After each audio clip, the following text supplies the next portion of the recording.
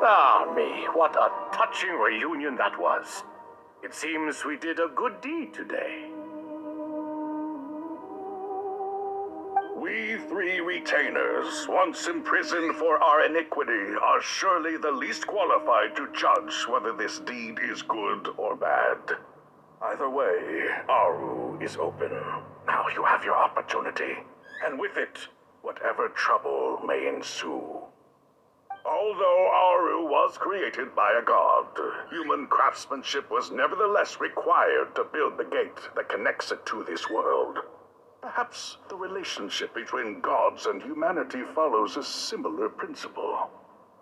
As for your proposed renovations, we cannot determine which functions to keep or discard.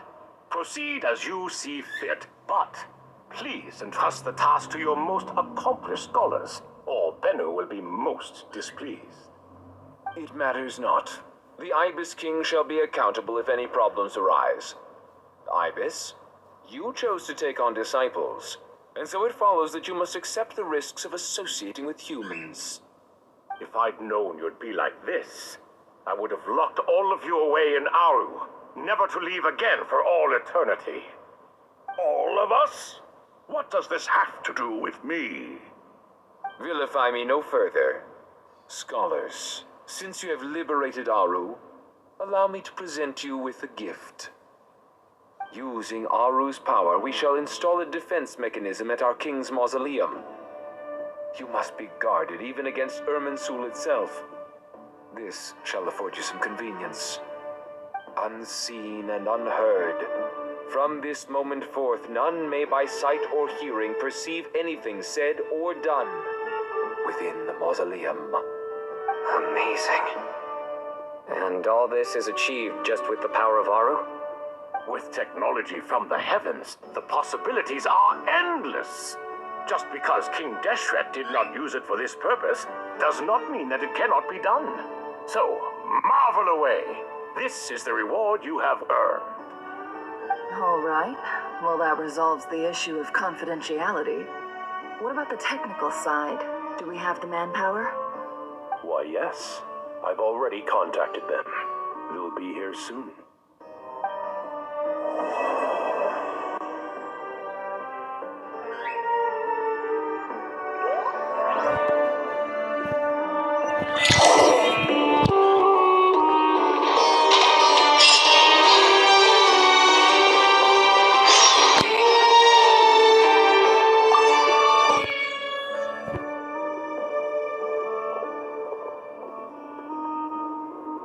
You must be the ones tasked by the Academia with renovating Aru?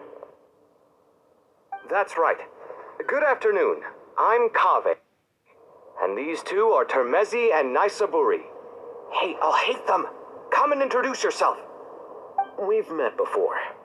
This is Thoth, the Ibis King, and everyone knows these two. Afternoon, gentlemen. I've only ever seen these two in murals. Ah, the paintings in the temple. They show us chatting, playing cards, playing chess. Precisely the activities we most enjoy, funnily enough. No, only you enjoy playing chess. We were just humoring you. I wouldn't go that far. Back to the matter at hand. A preliminary assessment by the Academia indicates that this project requires expertise in various disciplines, including the deciphering of ancient texts, mechanical engineering, the restoration of ancient ruins, and elemental theory. The most capable minds in their respective fields are here before you. If there are no objections, we'd like to begin our work. The artisans who built Aru for Al-Ahmar gave their very lives to create this splendid work. Follow their example by giving your utmost devotion to this project. I didn't know that. We'll do our best, of course, but we certainly won't be sacrificing our lives. Such brazen words. Humans these days are a far cry from their ancestors. What little respect you show for King Deshret. No, that's not what he meant. Please, don't mind him. He shares your sentiments, just not your, penchant for hyperbole. Assuming that's what you were going for? I just think it's important to manage expectations. Forgive my lack of courtesy, but we simply can't sacrifice our lives to the gods on completion of the project like people in the legends of old. Here's a first draft of the project proposal for your perusal. Please let us know if you have any requests. Normally, I'd have made it look a lot more visually appealing, but we were really pressed for time on this occasion. I hope you'll forgive me if it's a little rough around the edges. Naturally, naturally. If my fellow ministers deem this meager display of respect sufficient, I suppose I can consider agreeing to their proposal. Why are you so preoccupied with the ostentatious displays of respect to Al-Ahmar? We should be trying to make things easy for them. You never know. We might have to rely on these young people to look after us in our old age. Exactly. This is Aru's mainframe. Be reminded to use it with great caution. We certainly will.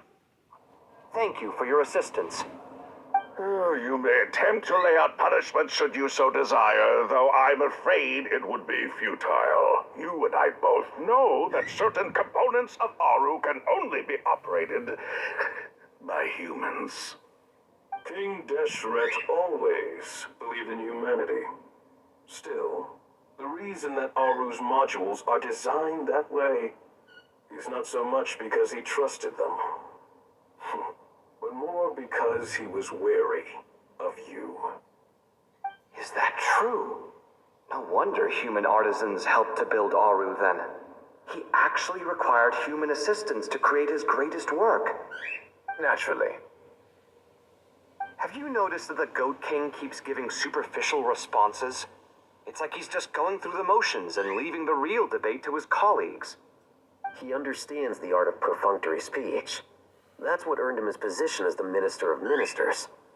It seems the rumors about King Deshret being a poor judge of character are baseless after all. Excuse me for being blunt, but it sounds suspiciously like you're putting yourself on a pedestal and mocking me. You're mistaken. And while there's nothing strictly wrong with making every conversation about yourself, it's not exactly a positive tendency either. You? Whatever. I knew it'd be like this working with you. All right, let me past. I need to look at this console. It's your job to activate it after all. Let's begin. Everyone, please proceed with the external checks and preparations as per the procedures outlined in the engineering plan.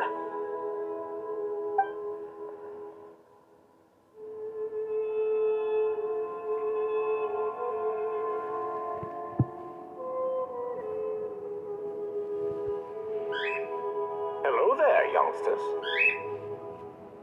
Whoa, the Ibis King came to life. What do you mean, came to life? I've been alive the whole time! You did say we could start our research, right? Are you having second thoughts now? I've reviewed the proposal. The work you're planning to carry out on this grand device is ambitious in its scope. You have ample confidence in your abilities, I take it? I wouldn't say I'm feeling hugely confident, but given how bad things are, I'd rather at least try something than sit around waiting to die. You are the top scholars of your day. I trust you are aware that there are countless links between Aru and the Akasha. Aru and the Akasha? But I thought the Akasha was the Academia's greatest technological accomplishment, created years ago by the Dendro Archon to help her people access knowledge. And you too? Do you not know either? You've read the instruction manual, right? You tell them. An instruction manual? The Akasha has an instruction manual? The Dendro Archon is a kind and thoughtful god indeed. It used to sit on a shelf in the corner at the House of Dana. Not the most popular read. If the manual is to be believed, Aru was in fact the original inspiration for the Akasha system.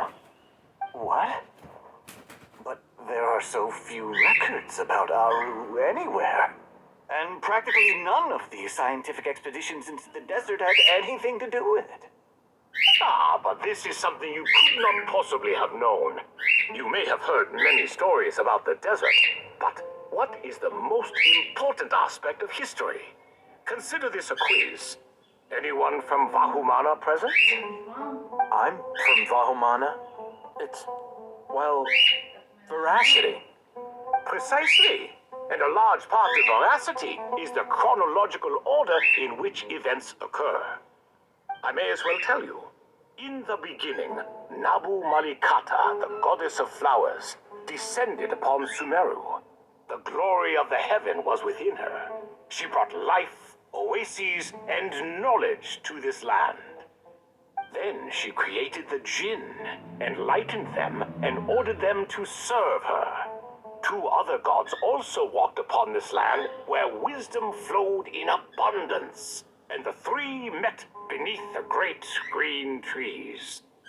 It was the first and greatest alliance. We should speak with reverence of this covenant between the three, which transcended both time and life.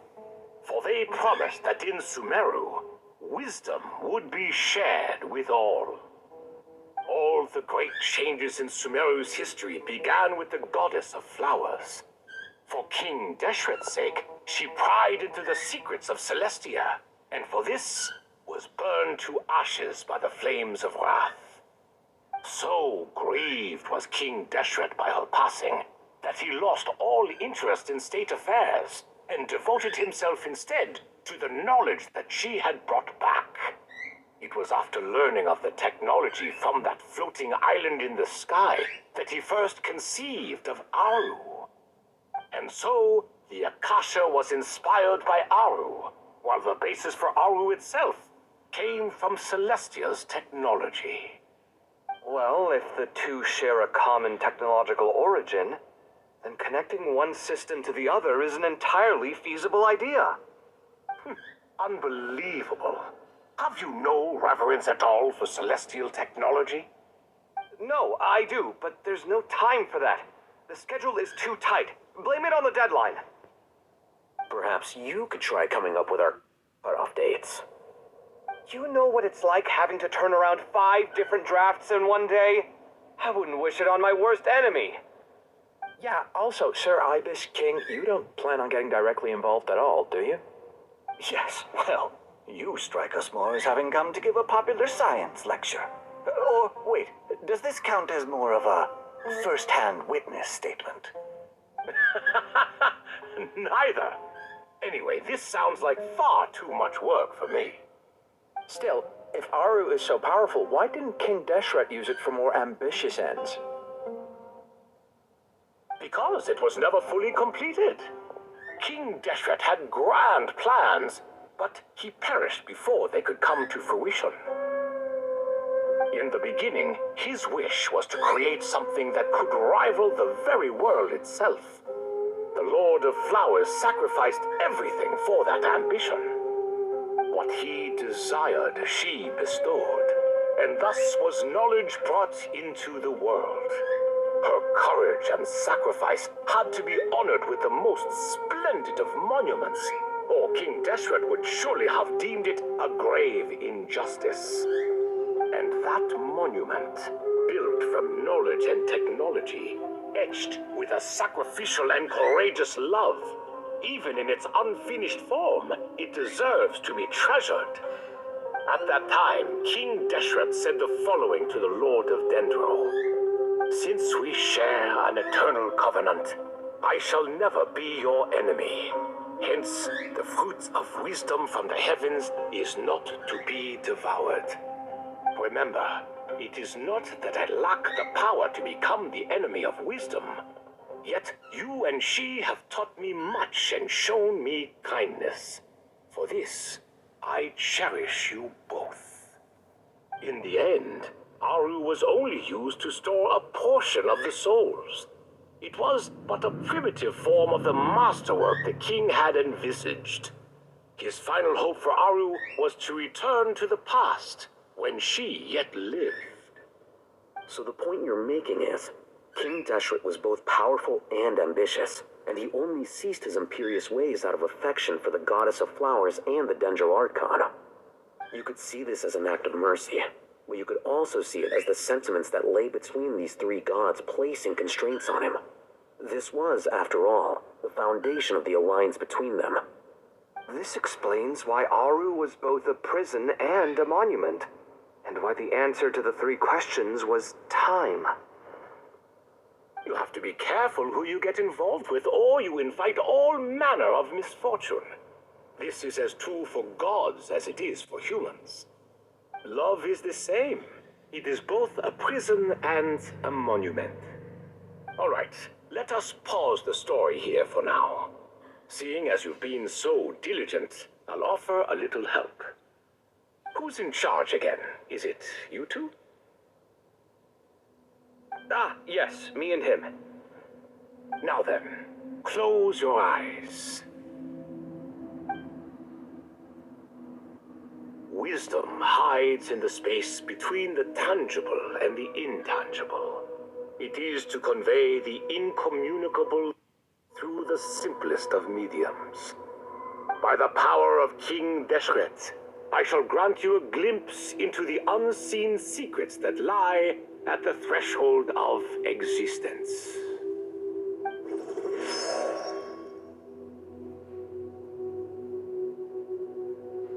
Where did this come from?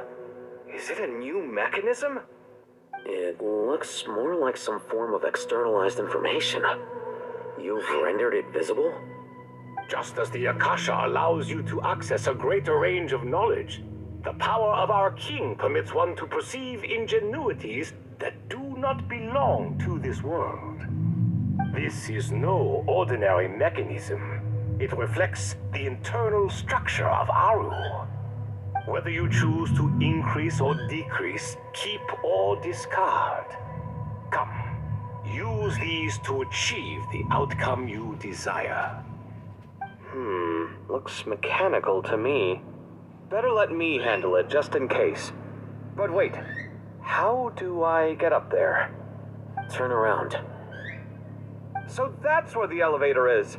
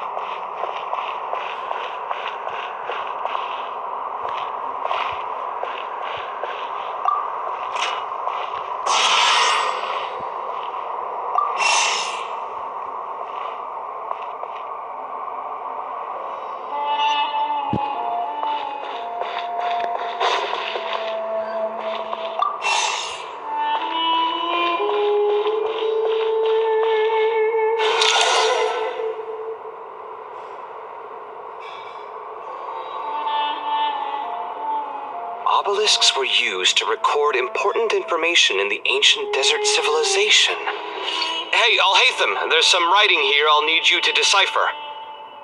I've sent it to your screen. Do you see it? Got it.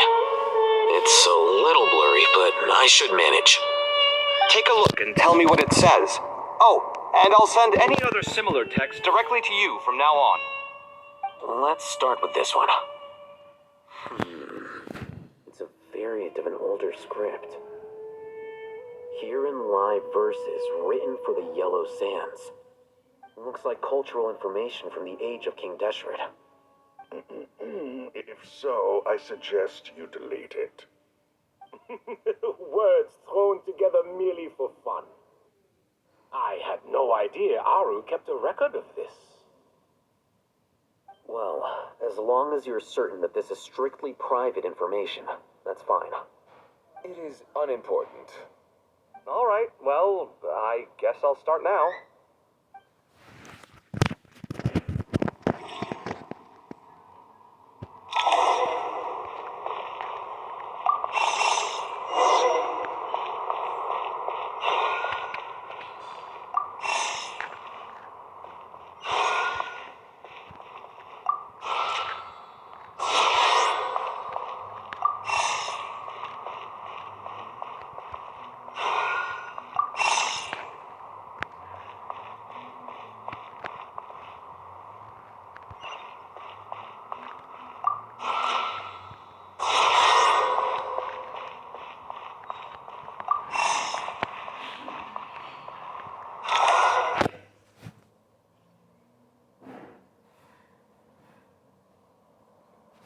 Found some more. Sending them over to you now. These are all reports about the Gurubad conflict. Can we delete them? I'd say so. Most of this information has already been archived anyway. What if there are details in there that Vahumana missed? What are we supposed to do if they come after us in the future? They'll just have to live with it. If we don't resolve these issues now, there won't even be an academia in the future, let alone a Vahumana Darshan. Yeah, you're right. Okay, done. There's some other similar monuments nearby. I'll check them out.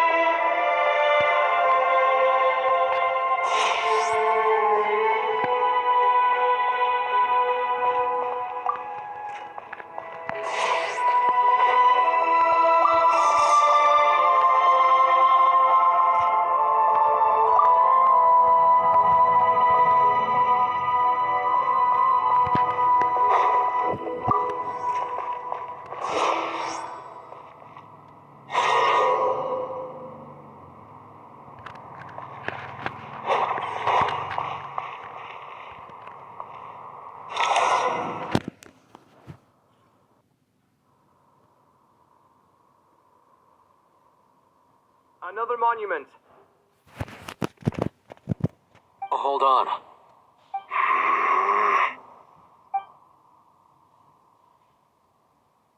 You're still reading it? How long is it? It records the development and governance of the Oasis civilization. Most of it concerns the Jinn, but it also contains records left by the artisans who built Aru. Is it important? Some of it. There was no way for me to read the whole thing in its entirety, so I had to rely on my intuition to pick the parts worth keeping. What about the artisans' records? What do they mention? They're speculations, mostly. For instance, they were wondering how to protect themselves if King Deshret decided to silence them after the construction of Aru was complete. Sounds like pure mythology to me. Surely that kind of thing didn't really happen. The records do emphasize that this was merely their conjecture based on various myths. Still, the artisans did leave details of their plans to survive, including blueprints for their escape route. Even that got recorded? Okay, well, I'll make a copy of this first before I delete it. Is that truly necessary? You won't be needing those. No, the blueprints are important. I want to keep them as a memento.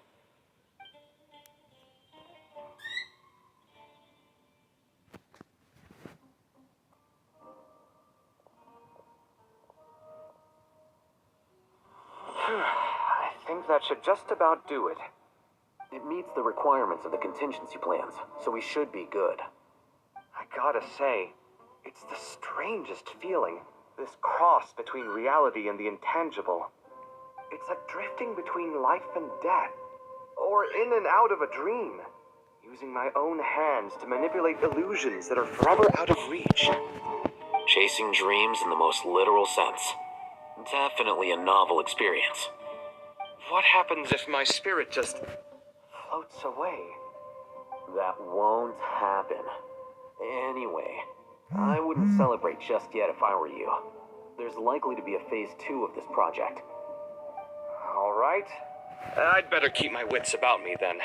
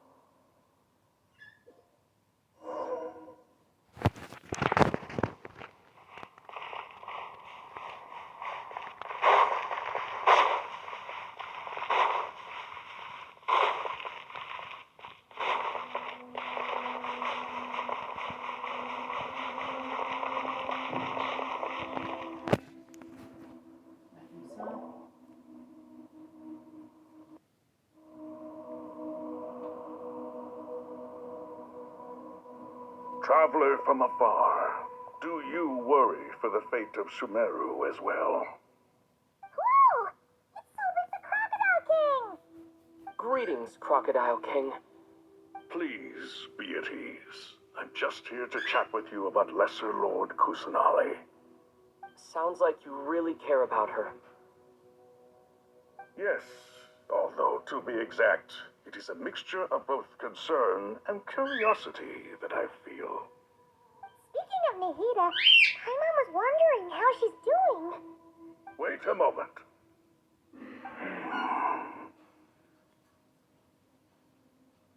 What is it? I tried calling out to a pet, but there was no response. This can only mean that she is focusing all her energy on taking care of Lesser Lord Kusanali. All the gods who serve King Deshret seemed super surprised to hear that a pep agreed to help Nahida. Guessing she made a bad impression on you or something. Are you aware of the history between her and our king? Then you are learned indeed. I'm glad to know that Sumeru has the support of someone like you. At the end of his life, King Deshret tricked the Dendro Dragon into swallowing him whole, leaving her to bear the torment of his sins. The Dendro Dragon despised King Deshret, yet he outwitted her. Rather than bringing disaster to the land, he chose to deceive her and thereby ensure his annihilation. An act that surely displays his love for humanity. The Dendro Dragon stands for the glory of a bygone era. She hated Al-Ahmar and what he represented. All the gods, all the power they wielded. And so, her willingness to help the Dendro Archon through this crisis comes as a great surprise indeed. It makes one wonder whether, perhaps, the Dendro Archon assisted her in the past. Yep, Nahida did her a huge favor.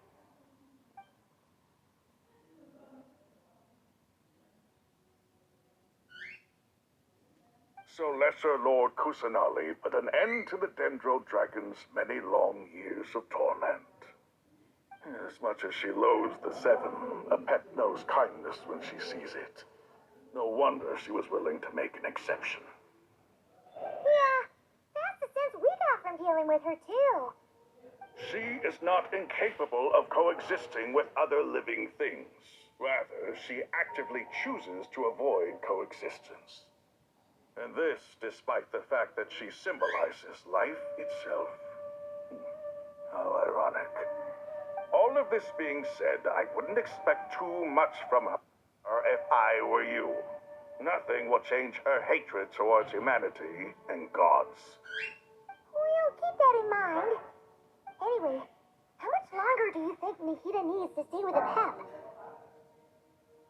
For all we know, the Fatui might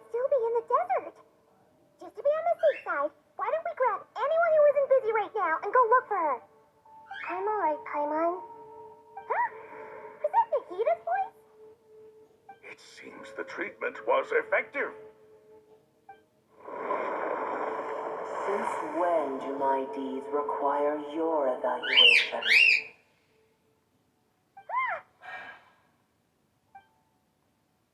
Here will do just fine. I have no intention of taking you any further. One ought not expect greater generosity than they have earned.